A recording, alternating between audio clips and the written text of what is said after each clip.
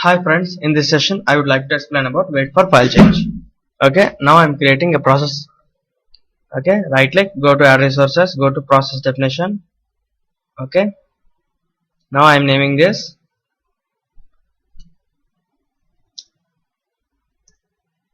wait for file change.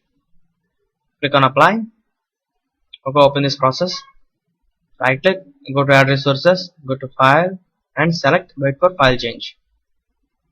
Okay, draw a transition from start to wait for file change and this one to end. Okay. In this configuration panel, we have 5 tabs: configuration, event, input, output, and error output. In this configuration, these options are like configuration options of file polar activity. This wait for file change is also like file polar, but it's not a starter process. Using this we can wait for change of like types, create event, create event and modify event and delete event. Okay, in this example I want to wait for change on a file, this one. Okay, here in computer D drive under file folder I have a file A. Now I want to wait for change on this file. I'm giving the path like D drive file folder a.txt. Okay, save this project. Here we have file polling interval. Here by default it's a 5 seconds. That means this activity on every interval of 5 seconds it monitors the change on the file. If there is any change, then this activity will continue to the will proceed and the control will go to next activity. Otherwise it will wait for change. Okay, this include existing files. If you check this option, this will proceed to the next activity if the file is exist. Exclude file content. In the output we have what type of action it got performed and file information and file content.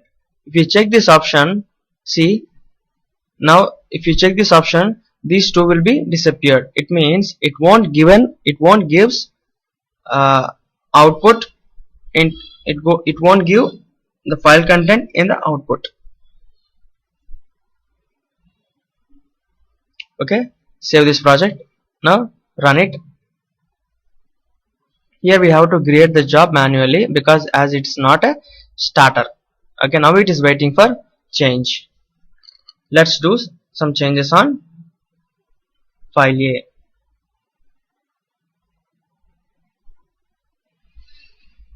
Okay, this file has a text content. Hi, how are you? Now I'm deleting the content. Okay, I'm saving it. See, observe, now it got processed and it proceeded to next activity. The job is successfully completed. Again, if you want to create a job, select this starter and create a new job. Okay, now the new job is waiting for a change. Now I am entering some text, hi, and control save.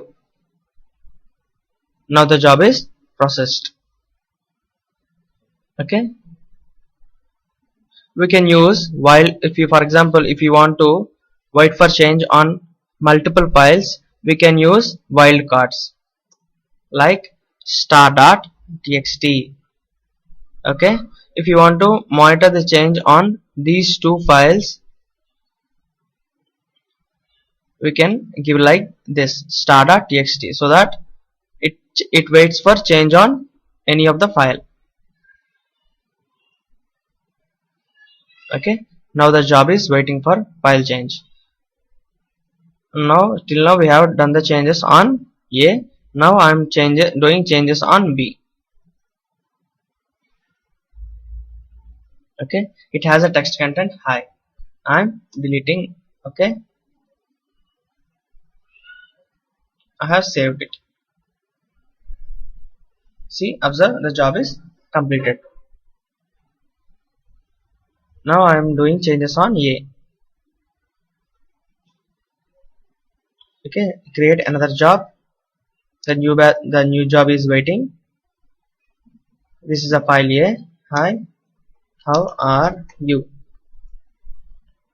Go to file and save it. Now the job is completed. It means it's waiting for changes on these two text files. Okay. Event. In the event tab we have candidate event key and event timeout.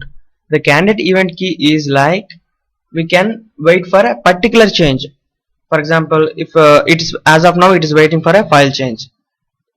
If you want to enter some particular type of text into the file, so that then only it should proceeded to should be proceeded to the next activities.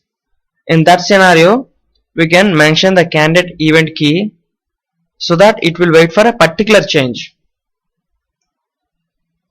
Otherwise, it will still wait for a change, even though there are changes on a file.